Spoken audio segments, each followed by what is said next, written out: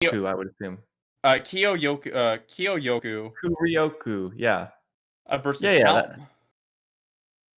as a person who's weeby enough to assume that would be how it would pronounce, and it was almost like the pronunciation guide kinda messed with them. I'm like, "It'd be Kuryoku, right?" Or Kuryoku. Yeah, okay, okay, okay. Yeah, But, Kuryoku. that should be an interesting set. I'm not sure which character well, we're about to find out. Captain Falcon versus Alrighty. Marth. Now, we have an expert Falcon player on the mic right now. Nathan, can you tell us a little bit about what Falcon is looking for in this matchup? Oh, I would Besides say not to die right now? I have loved this matchup. One of my personal favorites. I would say the main thing is probably if Marth is trying to forward air or do like any sort of aerial, Sipey is good for scooping Marth up. You're gonna want to use Knee to trade against Marth. I mean, Knee is incredibly strong to trade. And you're gonna have to look out for Marth's legs. So Marth's legs are actually not grabbable. There's a practical task Twitter thread of it. So Marth's legs are not grabbable when he's in run. So Falcon, he can only grab Marth when he's either in landing lag, standing still, or holding shield. So that's one thing to keep in mind. You probably do not want to grab Marth when he is dash dancing around. And oh my goodness, a big fat forward smash that closes out that stock. So you mentioned before that you want to use Knee to trade. Can you explain a bit about like what kind of situations those sort of trades would be occurring? You probably want to trade with like Marth forward air, Marth nair when Marth is doing those sort of moves. Great Marth throw by the way by Helm, keeping it up.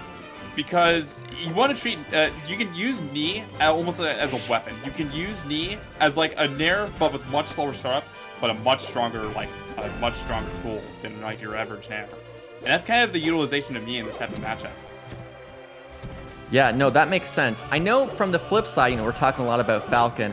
Marth, obviously able to combo Falcon very aggressively. One, there's basically three fast fallers in the game: Fox, Falco, Captain Falcon. Falcon comboed very, very differently in some ways, and then not so differently in other ways. Beautiful knee, by the way. But you'll see rather than the up throw chain grabs that you'll see on Fox and Falco, instead you'll see kind of down throw tech chases at early percents. But then as we get to the higher percents, you'll once again see this sort of like up air, chains, forward smashes, stuff like what we're seeing right now. Beautiful edgeguard sequence so far, and it does take the stock. This is very even. Yeah, this is a very even match. And you're right when it comes to the up throw. So there's definitely a little bit of like a tree that goes on. Oh, I like this situation right now. Great juggles from Helm. I mean, you're right. This is super even. I like the pivots. I like the pivots and the dash hits, the tight dashes from Helm. Trying to get Kuryoku to commit, and it gets the stock there. But you're right when it comes to like the up throw situations. So Marth, when they up throw Falcon, they can. Oh my, I can't even get my answering back, man. Like we can't even talk about the matchup when Helm is just showing us like just really solid play. I can't even finish my explanation, so I guess we'll just wait to the end of the game in this scrappy situation. I like the overshot in air. You're seeing it. I mean, this is a game of like overshoot, undershoot at this moment. Oh, the forward smash catches him on the platform. Oh, edge cancel. It doesn't even need it, but manages to escape. You were saying overshoot and undershoot. Yeah, I mean, and using the nairs too. So like with the overshoot in this matchup, so you can overshoot Knee like we saw earlier in the match.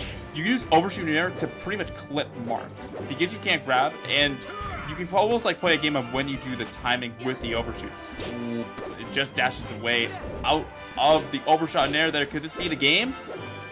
Ooh, just barely escapes the combo, and that is Helm's chance at life. So, but just as I say that, the nair clips them off stage, and we are going to a game two. Falcon's going to do the counter pick. Nathan, before we talk about counter picks, just for people who maybe aren't so curious about or aren't so knowledgeable about what overshooting and undershooting is, do you want to explain a bit of that for people who maybe kind of want to learn some melee knowledge? Yeah, so I mean, when you're overshooting, you're going over, like going ahead of the character when you're doing your aerial drift with Falcon. This is something that's super common. You can see it with characters like Fox as well, where they like do an overshot full hop nair. So, I mean, what you want to do is that when you're overshooting, you're going past the character with your aerial drift. And when you're undershooting, you're going behind, or you're not going past them. You're actually staying still in front of them or near them. So, and it's basically a timing mix-up thing. So you'll see some situations where the Falcon there, he was overshooting a nair to where it potentially could go past the Marth, but if the Marth is dashing away, he can get clipped by the nair. And then sometimes he does an undershoot to where it's in a situation to where he's still in front of the Marth, but it's not actually going to hit the Marth. It's more so closing in the space. And that's sort of the dynamic you're going to see with the overshoot undershoot here.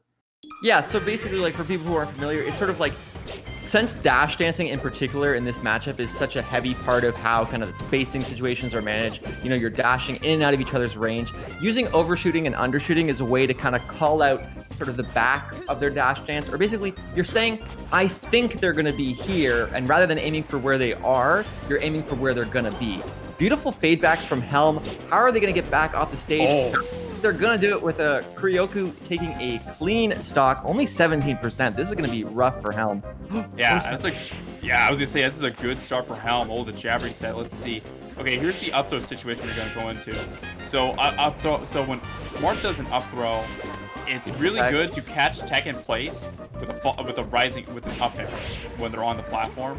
But if they're like tech rolling, you want to do some walk up tilts. Oh my goodness! Wow, this is a clean start for Kuryoku. Yeah, I think one of the things that I really wanted to point out, even though Kuryoku managed to clean it up, was that very solid tech from Helm. And one of the things I think that's so interesting about Melee is that as much as we like to talk about offense, defense matters so much in this game. And I'm sure just as I'm saying this, we'll probably see some good examples of it, you know, ways where people will utilize CC. I mean, we don't even have time to talk about it because Kuryoku is just breaking through Helm's defenses anyway. But I love when players make it more and more difficult to punish. Beautiful up air sequence. Gonna get this edge guard, I think. Potentially? Yeah, they are. So on the board there, but you're right. Wow, the damage has been done. That's a stock well lived if you're Kuryoku. Yeah, and you know, speaking of defense, yeah, beautiful DI on the Nair, but right now at these low percents, it can be hard to deal with CC, so that's why we see actually CC of his own. But that's why we see Helm going for things like Stomp more often, just as a way to kind of break through Marth's defenses, but Stomp is very punishable, so let's see if Kuryoku plays around that.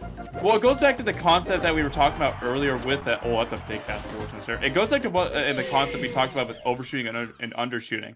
So what Helm is trying to do is do an overshot stomp because Helm notices that they're not getting a lot of mileage out of the Nair to try and clip Marth. They're either overshooting too far. So let's throw out a stomp because stomp you can overshoot and you have so much drift when Falcon gets his stomp out to where if it hits Marth, there's so much stun on the stomp to where you can get like a stomp grab, stomp me and such. There's a lot you can do out of it too, but I mean Kuryoku was just ready for it, and I mean that was a pretty convincing 3-stock.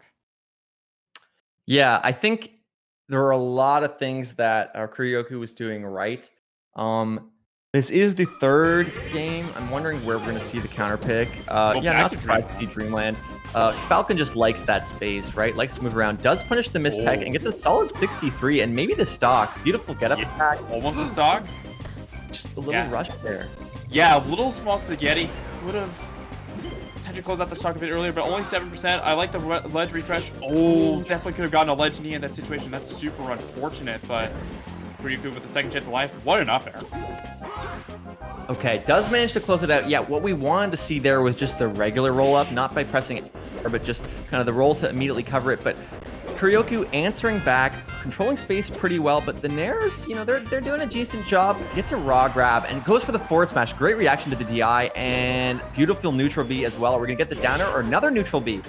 Yeah, the rinse and repeat too. Neutral B, great at edge guarding Falcon on display, and it's gonna lead to a stock potentially.